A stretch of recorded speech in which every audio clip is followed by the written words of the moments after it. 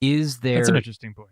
is there necessary well, and the reason why I say that is because for a very long time, like especially when I was going through my um, getting my teaching license, that was the one thing that I really wanted to develop, not because I necessarily believed in any one religion, but it was very naive of me to come from a scenario of which a lot of people in science or science teachers do, and they kind of scoff at people who are religious. They're just like, I don't understand. Like to me, you're just stupid. That is generally the notion of people who are in science. And similarly, people who are in science or look at people who get arts degrees and they're like, well, you're just stupid. And I really hated that notion because the scientist in me said, I have no data to understand that. I went to church or whatever as a kid and I read the child's version of the Bible at some point in my life. My adult brain has not been able to process this. So there was a brief moment, which I didn't get very far in, unfortunately, but where I was reading multiple abridged religious texts, which have their own issue because translation issues. But I at least tried to an extent. Yeah. I think it's just to tie this back to the original topic. Think it's I think it was interesting what you said, how often people of one faith just judge other faiths without having read their text or understand the theology or anything. And I think that gets back to the distinction we made earlier, where those who like the religious or the theists tend to like they want to have faith. They're attracted to it, and they're pulled to it. Whereas at least one category of atheist is resist it. And the connection I'm trying to make here is that if you're It's almost like you're not a skeptic, essentially. basically, yeah. You aren't willing to take in any other data points. It's like, this is what I believe, and I'm not skeptic of it. Right. You assume it to be better because you have it, because you want it. Yeah.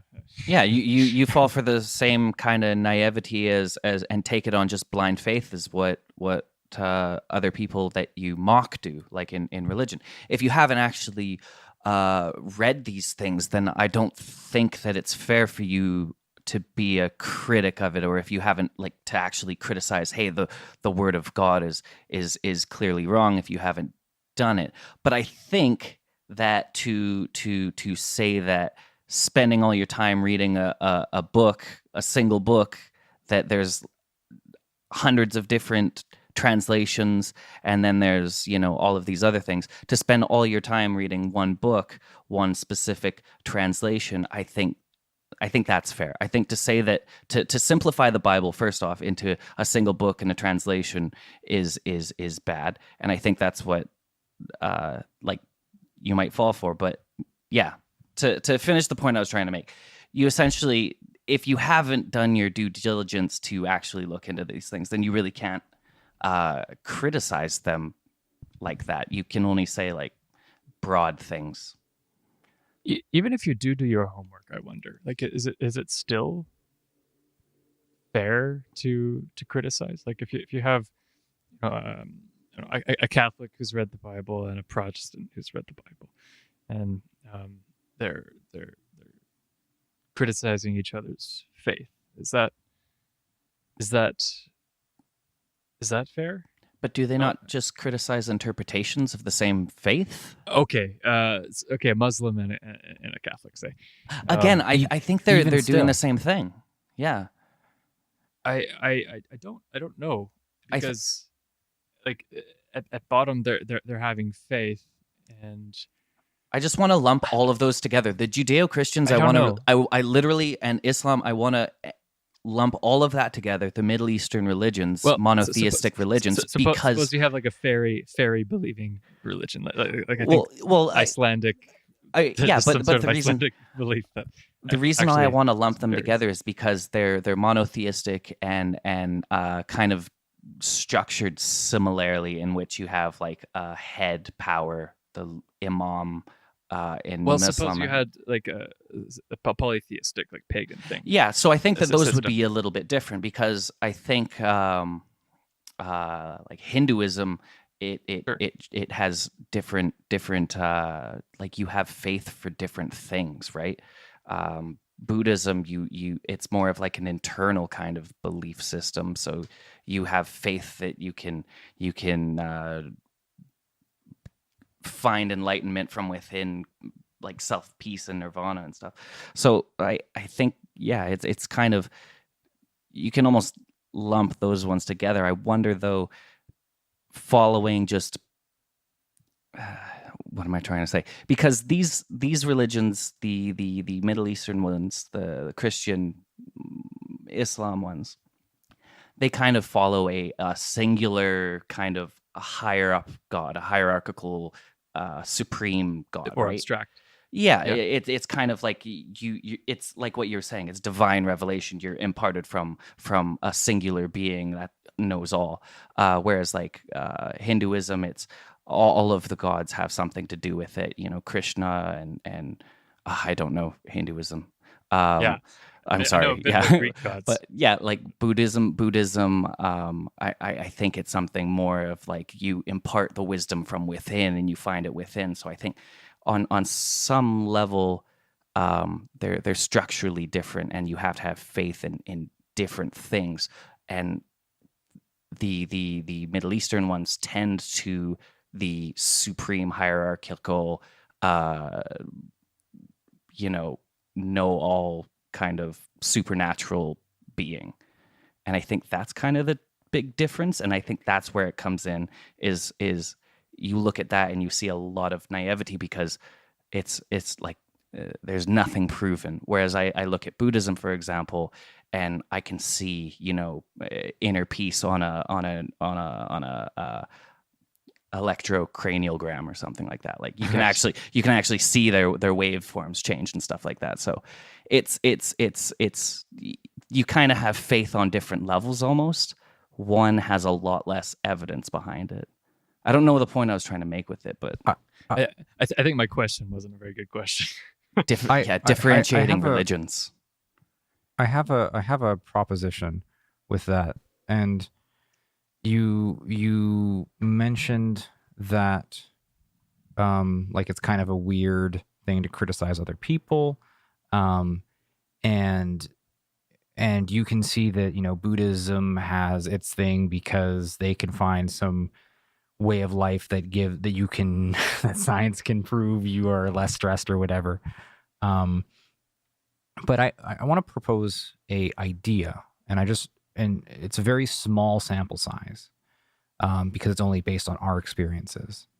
But what I want to knee jerk say is that a lot of people who are either vocal or follow their faith based on they go to church every Sunday.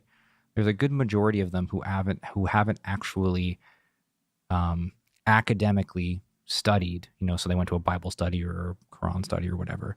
They haven't academically studied their own text.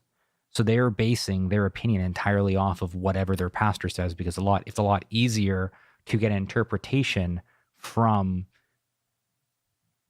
video, essentially visual stimulus. Like that's why YouTube's so popular. It's a lot easier for someone to tell you what to think versus you sitting down reading and spending your time doing it.